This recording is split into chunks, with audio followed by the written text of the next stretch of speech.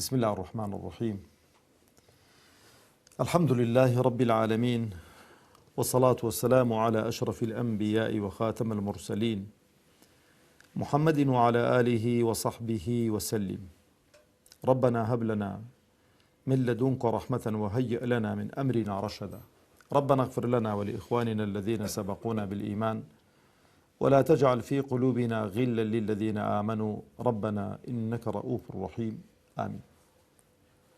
برا خۆشەویستەکانی خۆم، خۆشحاڵم کە لە دەرسێکی تر لە توێشووی ڕوح بە خزمەتتان دەگەمەوە. خوای گەورە ئەو ڕوحانەمان ئاسوودەکە و عاقبەتمان خێرکە و سەربەرز و سەرفرازی دنیا و قیامەتمان بکاتن، بە موسڵمانی بمان ژێنێ، بە موسڵمانی بمان مرێنێ، بە موسڵمانی زیندیمان بکاتەوە یا رب العالمین. لە دەرسی ئەم ڕۆژمان بەردەوام دەبین، تەواوکەری دەرسی ڕابردوومان دەبێ لەسەر یەکێکی دیکە لەو عیبادەت و خواپەرستیانەی کە تەسکیەی دڵمان دەکا و بەرەو خوا نزیکمان دەکاتەوە و دڵ و دەروونمان نەرم دەکا و ئاسوودە دەکا و دڵ و دەروونمان مهەیە دەکا بۆ کار و کردەوەی باش و چاک و هەڵگرتنی بارێکی قڕس. خۆشەویستان، دەرسی تەسکیە بۆ چ گرینگە؟ بۆی گرینگە ئەو ئینسانە چالاک و چاپوچی دەکا، قالب سوچی دەکا بۆ هەڵگرتنی ئەمانەتێکی گەورە، بۆ هەڵگرتنی ئەمانەتێکی گەورە، بۆ شاندانە بەر ئەو ئەمانەتە گەورەی کە خوای پەروەردگار تەبارەک و تەعالا بۆ پێغەمبەرانی ناردووە عەلەیهیمو السەڵات وەسسەلام. تەماشەکە کە وەسفی ئەسحابی پێغەمبەری خوا دەکەن عەلەیهیمو السەڵات وەسسەلام زانایان چۆن وەسفیان دەکەن؟ دەفەرمێ کانوا ڕوهبانا فی اللەیل وفرسانا بالنەهار.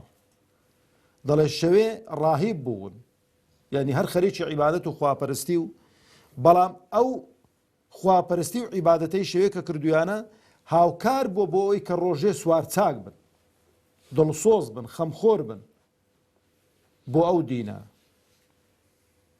برا شیرنەکانی خۆم، کاتێک کەمە زۆر تەرکیز لەسەر تەسکیەی نەفس دەکەین و بەڕاستی دەمانەوێت کە ئەو فەردە ئیسلامیە، ئەو فەردە موسڵمانە لە هەر شوێنێکی هەیە ئینسانێکی بەسوود و بەکەلک بێ، نەک هەر بۆ خۆی. گڵۆب تا شەحنی زیاتر بێ، تا واتیەی بەقووەتر بێ، دەوروبەری خۆی ڕووناکتر دەکاتەوە. لای تا زیاتر بڕ بکاتن، شەوقی زیاتر بێ، بەرپێت ڕووناکتر دەکاتەوە.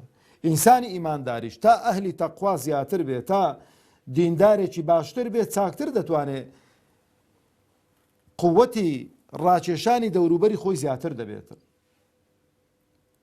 لە خزمەت شەو نوێژ داین، دەرسی ڕابردوو باسمان کرد فەزیلەتی گەورەی، بەڵام نەمانتوانی تەواویکەین.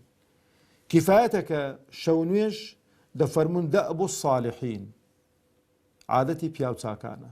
ئەگەر دەمانەوێت لە لیستی پیاوچاکان تۆمار بکرێن با لەو عیبادەت و خواپەرستیە بێبەش نەبین. وەکو پێغەمبەری خوا عەلەیهی السەڵات وەسسەلام دەفەرمێ ئەفضەل الصەلاة بعد المەکتوبەة قیام اللەیل. گەورەترین نوێژ لە دوای نوێژی واجب دەفەرمێ شەو نوێژە. خوای پەروەردگار تەبارەک وتەعالا دەفەرمێ تتجافى جنوبهم عن المضاجع يدعون ربهم خوفا وطمعا ومما رزقناهم ينفقون. باسی هەندێک لە صیفەتی عەبد و بەندە ساڵحەکانی خۆی دەکا، دەفەرمێ تتجافى جنوبهم عن المضاجع. مەضجع ئەو شوێنەیە کە ئینسان تێیدا دەخەوێتن، ناو جێگا، وەکو بڵێ هەڵجێڕ و وەرجێڕان دەکات تا هەڵدەسیتەوە کە هەستاوە، نوێژ دەکا، عیبادەت دەکا، ئەو جا لەخوا دەپاڕێتەوە يدعون ربهم خوفا وطمعا. ئەو دوو خاڵە زۆر گرینگە دە ئینساندا مەوجود بێ، هەم ترسی لەخوا هەبێ تەبارەک وتەعالا و هەم ئەمەل و ئومێد و طموحیشت هەبێ کە خوای پەروەردگار ئەو فەزڵ و بەخششەی کە هەیە عەبدێکی وەکو تو بێبەش نەکاتن. ئەو جا دەفەرمێ ومما رزقناهم ينفقون. بە شێوەیە خەریکی عیبادەت و خواپەرستیە، خەریکی شەو نوێژە، خەریکی دوعایانە. بە ڕۆژیش کە ڕۆژی بەسەرداهات بەشێک لەوەی کە خوای پەروەردگار پێی بەخشیوە دەیبەخشێت و دەیداتە خەڵکی مستحق و خەڵکێکی محتاج و یان لە ماڵ و منداڵی خۆی یان لە خزم و کەسی خۆی لەوانە سەرف دەکاتن. ئەو جەبرا شیرنەکانی خۆم چونکە شەو نوێژ مابەینی خۆت و خوایە. زۆر گرنگە ئینسان هەندێک لەو عیبادەت و خواپەرستیانەی کە دەیکا کەس پێی نەزانێتن باسیشی نەکا لێی گەڕێ. ئیوا هەیە دەڵێ کاکە فڵان کەس 40 ساڵی بە ڕۆژوو بۆ کەس نەیزانیوە. باشە دی کەس نەیزانم و کوم زانی کو بە من گەی و خەبەرە. هەندێک شتێ معقول نییە. ئەوەی کە کەس نەیزانیوە بە کەس نەزانیەکەی ڕۆیشتووە کەس هەر ئۆشی ناکات. بەڵام بالەمابەینی ئێمە و خوا هەندێک عیبادەت و هەندێک پەرستش و هەندێک حاڵەتە بن با کەس نەزانێت. نەباسیشی کە بڵێ وەسێت کە لە پاش مرنی خۆ باسی کە بڵێ هەندە ساڵانە ئیهۆ کرد کەس نەیزانی ئەو هەری ئەلانت کردێت و لەبەرەوە بە سڕی ئەو عیبادەت و خواپەرستی خوای پەروەردگار چ دەفەرمێ؟ دەفەرمێ فەلا تەعلەم نەفس ما ئوخفیە لەهم من قوڕەتی ئەعیون. دەڵێ نازانن خوای پەروەردگار چ شتێکی بۆ وەکو بڵێ شاردوونەوە لە پاداشت و لەوەی کە چاوی ئینسان پێی ئۆقرە دەبێتن، چاوی ئینسان پێی دەگەشێتەوە، ئینسان پێی خۆشحاڵ دەبێت. بۆ باسی ئەو پاداشتە گەورەی نەکردووە لەبەرەوەی ئەو عیبادەت و خواپەرستیانەیان شاردووەتەوە خوای پەروەردگار پاداشتەکەی بۆ شاردوونەوە. لەبەر گەورەی پاداشتەکە باسی نەکردو خوای پەروەردگار تەبارەک وتەعالە. بۆ جەزاء بما كانوا يعملون لە پاداشتی ئەو کردەوە جوانانەی کە ئەنجامیان دەدا. ئەو جەبرا بەڕێزەکانی خۆم دایکی ئیمانداران باسی شەو نوێژی پێغەمبەرمان بۆ دەکا عەلەیهی سەڵات وسەلام. لەوانەیە پرسیارێکیش بێت لە دڵی ئێوەدا شەو نوێژ چۆن دەکرێتن؟ عائشة رضا ورحمة خوالي سربي فرموي كان رسول الله صلى الله عليه وسلم يصلي ما بين أن يفرغ من صلاة العشاء إلى الفجر 11 ركعة يسلم بين كل ركعتين ويوتر بواحدة. أو فرمودي إمام بخاري روايتي دكا جاري دياري كردني لو فرمودي مدي شو نوجكي دياري كردوا مدي شو نوجكي تسندا كلا درس رابر دو باسمان كرد دەفەرمێ ما بين أن يفرغ من صلاة العشاء إلى الفجر لدواي عشاء تا نوێژی بەیانی مدەکەی چیە؟ شەو نوێژن. و بە نەسی حەدیسی دایکی ئیمانداران عایشە کە ڕیوایەتی دەکا کە پێغەمبەری بە چاوی خۆی بینەوە لە ماڵی خۆی شەو نوێژی کردوون کە ئیمامی بوخاری بۆمان ڕیوایەت دەکا لە دوای عیشا تا نوێژی بەیانی. دەفەرمێ چەند ڕکعاتی کردوون پێغەمبەری خوا 11 رکعة 11 ڕکعاتی کردوون. چۆنی کردو پێغەمبەری خوا عەلەیهی سەڵات وسەلام؟ دوو ڕکعاتی کردو سەلامی داوەتەوە. دوو ڕکعاتی کردووە سەلامی داوەتەوە. 8 ڕکعات شەو نوێژن، 10 ڕکعات شەو نوێژن، یەکێکیشیان ویترە. ئەشتوانی هەشتی بە ناوی شەو نوێژ بکەی، سێکەی ئاخیری بە ناوی ویتر بکەی. دوو ڕکعاتەکە بەڵام ویتر عادەتەن یەک ڕکعاتە. یەک ڕکعاتە. ئەشتوانی هەر سێ ڕکعاتەکانی ویتر پێکەوە بکەی بێک تەحیات بێک سەلامدانەوە. بێک سەلامدانەوە. یعنی سەلام نەدەی هەرسێکان پێکەوە بکەی و ئەوجا سەلام بدەیەوە.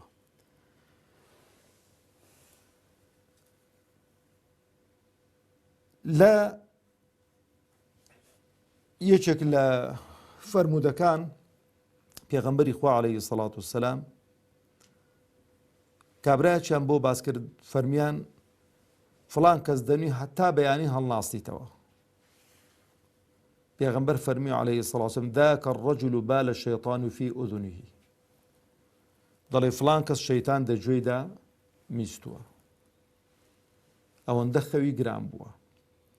ئەوجا ئەبوو هوڕەیرە ئەو حەدیسە بوخاریە بوخاری جێڕاویەتەوە بۆمان دەجێڕێتەوە دەفەرمێ يعقد الشيطان على قافية أحدكم إذا هو نام 3 عقد. قافية سەرەوەی قورگە ئەها دەڵێ وەزن و قافیە بەچ دەگوترێتن لە زمانەوانیدا لە شعر و لە ئەوانە ئاخری کەلیمەکەی وانە قافیەی پێدەگوترێتن. دەفەرمێ لەوەی کۆ بڵێ سێ گرەیانی لێ دەداتن بۆی کە هەڵنەستیتن. دەفەرمێ يعقد يعني يضرب مكان كل عقدة عليك ليلا طويلا فارقد. دەڵێ هەموو جارێ دەڵێ شەوێکی دوور و بەردرێژ و خەوێکی خۆش و بە قوڵی بۆ خۆت بخەوە و هەڵمەستەوە. فإذا استيقظ وذكر الله تعالى انحلت عقده. ئەگە هەستاوە ذکری خوای پەروەردگاری کرد، ذکری کرد، ناوی خوای هێنا، دەڵێ یەکێک لەو گرەیانە دەبێتەوە. فإن توضأ انحلت عقده. ئەگەر هەستا دەست و نوێژی شۆرد ئی دووەم دەبێتەوە. فإن صلى انحلت عقده. ئەگەر نوێژی کرد ئی سێمیش دەبێتەوە. فأصبح نشيطا طيب النفس. ئینسانەکە دوو ڕکەعاتی کردن چاپوک و چالاک دەبێ و ئاسوودە دەبێتن. ئەگەر نا تەماشە دەکەی کابرا تەمبەڵ و تەوەزەل و قالبگران و کە هەڵدەستی تەماشە دەکاتن وە دەزانی هەموو دنیا لەسەر شانی ویە. ئەوەی کە نوێژ ناکە، ئەوەی کە عیبادەت و خواپەرستی ناکاتن. عەبدوڵای کوڕی مەسعود ڕەزا و ڕەحمەتی خوای لەسەر بێ لێی دەجێڕنەوە، دەفەرمێ کاتێک کە خەڵک هەمووی دەخەوت و خەڵک بێدەنگ دەبوو هەڵدەستا شەو نوێژی دەکردن، چۆن ئەگەر ئاوە گوێت لە کوورەی مێشان نزیک کردباوە لە ناو کوورەی مێشان گزەگزێک دێتن، دەفەرمێ ئاوا لە سینجی عەبدوڵای کوڕی مەسعود گزەگزێک دەهات و شەو نوێژ و عیبادەتی دەکردن و لە ترسی خوای پەروەردگار تەبارەک و تەعالا دەگریا. بە حەسەنی بەسریان فەرموو ما بال المتهجدين أحسن الناس وجوها. فەرمویان ئەی ئیمام بۆ ئەو کەسانی کە شەو نوێژ دەکەن زۆر جوان و ڕێک و پێکەن. فەرمووی لأنهم خلوا بالرحمن فألبسهم نورا من نوره. دەفەرمێ لەبەرەوەی ئەوانە وەکو بڵێ شەوێ کاتێکی تایبەتیان تایبەت کردو بە خوای پەروەردگار تەبارەک و تەعالا، خۆیان یەکلا کردوتەوە بۆ خوای پەروەردگار، خوای پەروەردگاریش بەشێک لە نوری خۆی پێبەخشیون. خوای گەورە لەوانەمان بجێڕێ یا رب العالمین. بەشێک لە عولەما ڕەحمەتی خۆیان لێبێ دەفەرمون إن الرجل ليذنب ذنبا فيحرم به قيام الليل. دەڵێ وایە گوناهێک دەکا، ئەو گوناها بێبەشی دەکاتن لە شەو نوێژ و شەو نوێژی بە قسمەت نابێتن. و حتا بەشێک لەو زانایانە ڕەحمەتی خۆیان لێبێ دەفەرمون سوفیانی ثەوریە دەڵێ خوای پەروەردگار تەبارەک و تەعالا گوناهێکم کرد، تاوانێکم کرد، 5 مانگان بێبەش بووم لە شەو نوێژ و نەمتوانی شەو نوێژ بکەم.